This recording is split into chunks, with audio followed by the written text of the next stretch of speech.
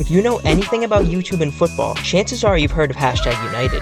This club has taken the internet by storm over the past 10 years, gaining millions of fans all around the globe and raising tens of millions of dollars for charity. Founded in 2015, the tag started as a group of friends playing pickup footy and recording their games for fun. So how, just a few years later, are they a multi-million-dollar club, sponsored by the likes of Monster Energy and UFL, and with investors like Chelsea legend Cesar Azpilicueta? To answer this, we need to dive into the surprising past of the owner, CEO, and face of YouTuber and businessman Spencer Owen. Spencer Owen Carmichael Brown has been around the YouTube scene for as long as the platform has existed. In fact, he was uploading videos to Google Video before they even purchased YouTube back in 2006. But he wasn't always known as Spencer FC. What most people don't realize is that he actually had a secret alter ego for years before he even showed his face to the world and was part of one of the biggest football social media platforms on the internet. That's right, before becoming a successful content creator, commentator, and club owner, Spencer Owen was actually FIFA player. Starting out as an independent football content platform, Copa 90 was looking for a new series to spark growth for their brand. Having experience in football, broadcasting, and most importantly, FIFA, Spencer was considered to be the perfect candidate to spearhead this new YouTube series for them. He was tasked to travel the world, facing some of YouTube and football's biggest names in a classic FIFA kickoff. But being the storyteller and entertainer he was, Spencer knew that this wasn't enough to blow up the Copa's football channel. So to take things to the next level, he decided to create an entirely new secret identity who would go down in YouTube folklore as one of the greatest FIFA players and content creators in history. FIFA Player was the complete opposite of Spencer Owen's natural character. While Spencer was known as a charismatic, well-spoken gentleman with not a mean bone in his body, FIFA Player was a crude, aggressive, trash-talking roadman who would do anything for a win. Usually seen in a hoodie, a hat, and some sort of mask, this mystery man seemed to spark everyone's interest. Who is this seemingly crazed, angry gamer? How is he able to play the biggest stars in the world week in, week out? And how is he so good at FIFA? This gig was a perfect fit for both Copa and Spencer. The channel was growing rapidly, and Spencer was solidifying this character in the FIFA YouTube space, growing a huge fandom. It seemed like people were only tuning into Copa 90 to see FIFA Player, and knowing this, Spencer decided to make a separate channel for this new persona he created, where he would use a similar format to the content he was making on Copa 90. And speaking of new channels, I'm looking to reach 2,000 subscribers soon, but over 90% of viewers aren't subscribed, so please make sure to pause this video and subscribe to get more content like this coming soon. To no surprise, Spencer's new personal channel did exceedingly well, rapidly gaining over 100,000 subscribers. But now he was faced with a difficult decision. With this character outgrowing Copa 90, would he continue there, where he had a safety net of being employed by them, or would he risk it all to try to create his own name for himself? But there was a catch to this. Copa 90 told Spencer that if he left the company, FIFA Player could no longer exist, as they had the rights to the series and therefore the character. So not only would Spencer have to start over on his own, he wouldn't be able to use the character that got him to this point in the first place. Regardless of this ultimatum, Spencer decided that this was a pivotal point in his career, and he had full faith in himself that he could make it in the rapidly expanding FIFA YouTube space. And his first big move as an independent YouTuber would make massive waves in the community.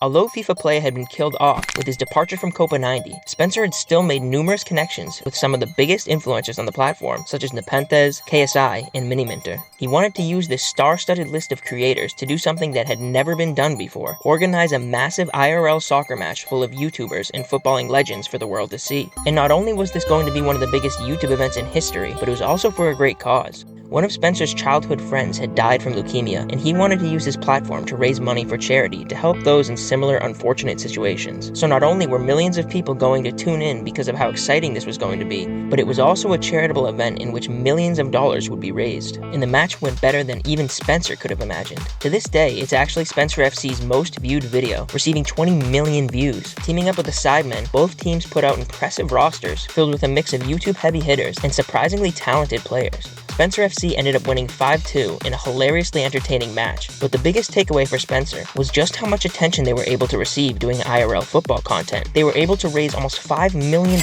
in one football match, an incredible feat that would have seemed impossible for any YouTuber to accomplish just a few years ago.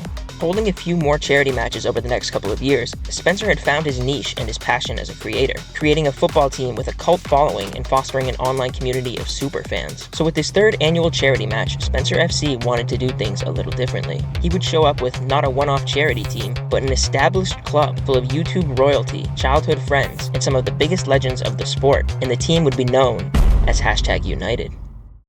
In their first official match, #United destroyed the F2 Freestylers at Wembley Stadium 6-1, with goals from the likes of Theo Baker and Charlie Morley. This combination of entertaining YouTubers and genuinely good footballers made the fans instantly fall in love with Spencer's mission of creating the world's first social media-based football club. After this massive game, #United would take their group of FIFA and football YouTubers and create 5 and 7-a-side content, consistently growing in views and genuine fans of the club. The mix of amateur players, Spencer's friends, and YouTuber cameos created a great cast of characters who rotated in and out of each hashtag video. Fans were developing relationships with the players just like one would with a professional team. They were team favorites, controversial signings, drama on the pitch, and more. This amateur team had now amassed a following that even Premier League teams would be envious of.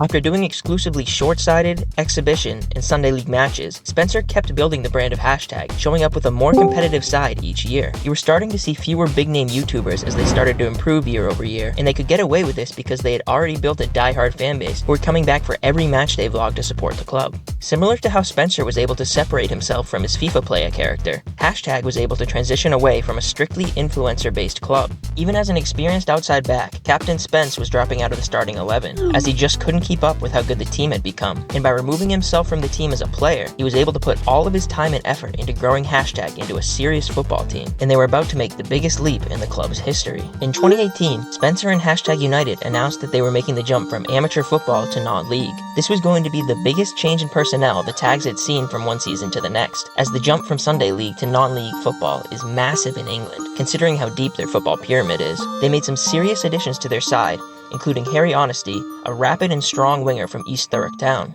But most importantly, Spencer made the executive decision to hire Redbridge manager Jay Devereaux, which may be his single most influential decision as a club owner to date. By picking up real semi-pro footballers with experience in the non-league scene, Spencer was very optimistic about their chances in their debut season. Although they didn't have a massive budget, they did a brilliant job of using their platform to encourage talent to come and play for them, as they would be broadcast on a huge stage compared to the level they were playing at. This meant that they weren't just picking up older, experienced players who were past their prime, but also young and talented ballers such as Farai Sangano, who were thrilled to be able to get their names and highlights out to the world in hopes of advancing their careers. But it was far from a perfect start for the Tags, as they fell to Little Oakley in their first fixture, 3-2, and things went from bad to worse, as they only picked up 2 points from their first 4 matches. Had Spencer made a huge mistake, and was it far too early for # to be playing at this level? This relatively new squad under a new manager seemed to be struggling to make ends meet, but there were still flashes of quality in the side. Biased or not, Spencer said they were incredibly unlucky not to come away with better results based on their performances, and looking at their form following this statement, it seems he knew exactly where this club was at and where they were headed. After making 5 changes leading into their 5th match, Jay Devereaux was getting more familiar with his players and began choosing his starting 11 based on form. He solidified the back line and led the Tags to a 2-0 victory against Braintree Town Reserves, their first of the season. They all of a sudden jumped to mid-table after a slow start to their campaign. However, they still had a relatively inexperienced team facing some injury issues and a real mountain to climb. But Devereaux's all-in philosophy turned this first win into an incredible stretch of matches, going 8 matches unbeaten and propelling themselves to the top of their division. Players like striker Neil Richmond and defender Jack Harrison hit red-hot form, with both of them seemingly scoring for fun. And it wasn't just their performances that were improving in their maiden season. They were racking in millions of views over the course of the campaign, bringing in a significant amount of revenue into the club for the level they were playing at. Spencer was ingeniously using their unorthodox, social media-based origin to rapidly expand the club far beyond the attention any team had received at this level. Since they weren't bound to a geographic location, their potential was truly limitless, and they were doing something no one had done on YouTube before. They weren't just broadcasting games, they were telling a story, an infectious one, of starting a club from the ground up and constantly fighting to make their way up the footballing pyramid. And that's exactly what they did. Through some key mid-season signings and Devereaux's leadership, #United managed to not only get promoted, but also to win the Division 1 South. It was a classic rags to riches story, and the club was already making rapid improvements and looked to be a real threat to the depths of the non-league pyramid. From 5-a-side matches to winning their first official league title, the Tags had reached a turning point. And with Spencer at the helm of the ship, this club was not turning back. Fans were already leaving comments saying that they couldn't wait to see the Tags in the Premier League or make superstar signings, and while they may have been a little ahead of themselves, it does go to show that the sky was the limit for this club. After reaching their first peak as a football club, Spencer decided to make a massive business move. He noticed that while there was an oversaturation of clubs battling in men's football, the women's game was still relatively underdeveloped in 2020. So he made the executive decision to create a new branch of #United by setting up a women's team. This was definitely a risky maneuver by the CEO with a limited budget, but it would turn out to be pivotal to the success of the football club.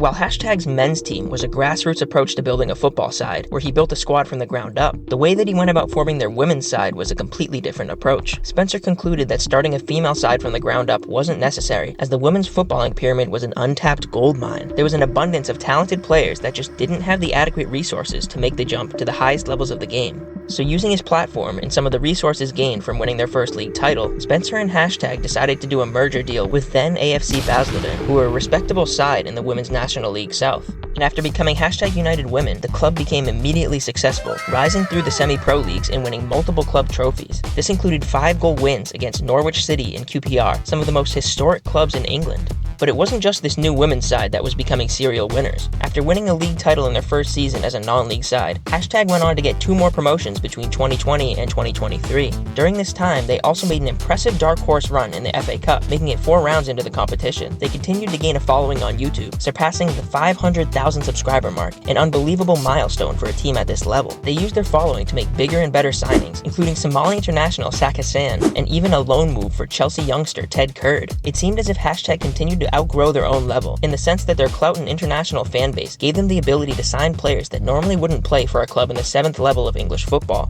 Generating just under $1 million per year in revenue, the club was able to get some real quality in their side despite not having super deep pockets to reach into. Although $1 million in revenue may seem like a cash cow, Spencer has admitted that they are lucky to just about break even year by year, considering the massive costs involved in running a club of its size. The money from YouTube views and ticket sales was just about enough to keep the club afloat, and it needs to be mentioned that this is an incredibly difficult industry to make money in. This goes to show just how much Spencer loves the mission and the club, as it really isn't making him that much money, considering how much time and effort he puts into the organization behind the scenes. But Hashtag's most recent venture could change all of that, and even change how football clubs are run forever.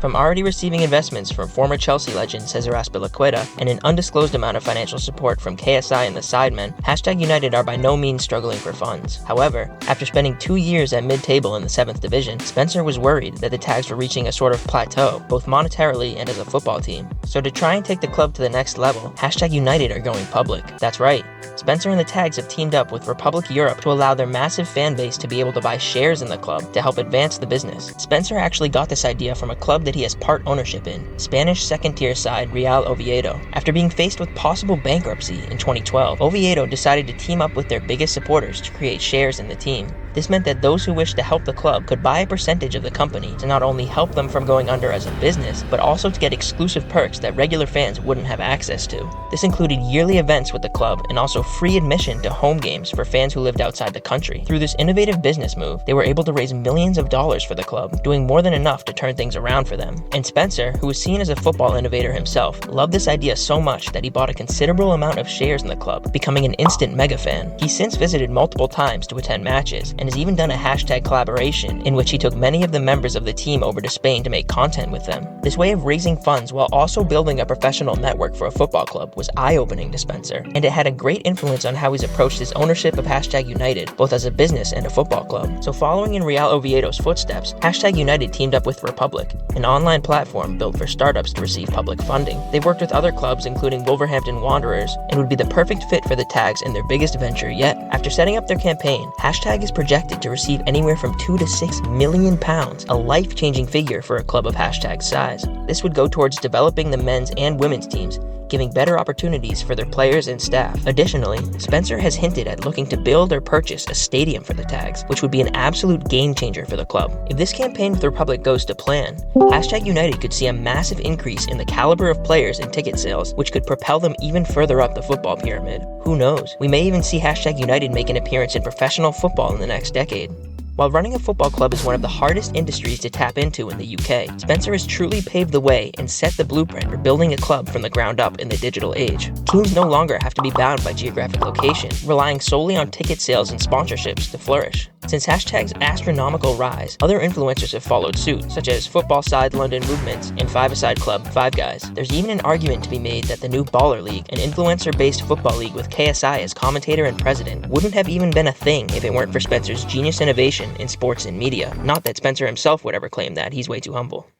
From a masked FIFA-playing hoodlum to a successful CEO and club owner, Spencer Owen has proven himself to be YouTube royalty, consistently growing over the past 20 years as an influencer and a businessman. He used his platform to spread the love of football and YouTubers alike, and managed to raise tens of millions of dollars for charity at the same time. He's been all in on his endeavor as a club owner and content creator, and as the game continues to grow, so will hashtag. Will we see a new state-of-the-art hashtag United stadium soon? Will the Tags become a fully professional club for both men and women? Only time will tell, but with Spencer in charge, it seems like there's no limit for where he can take them. Thanks as always for sticking around to the end of this video. Make sure to leave a like and subscribe for more content like this.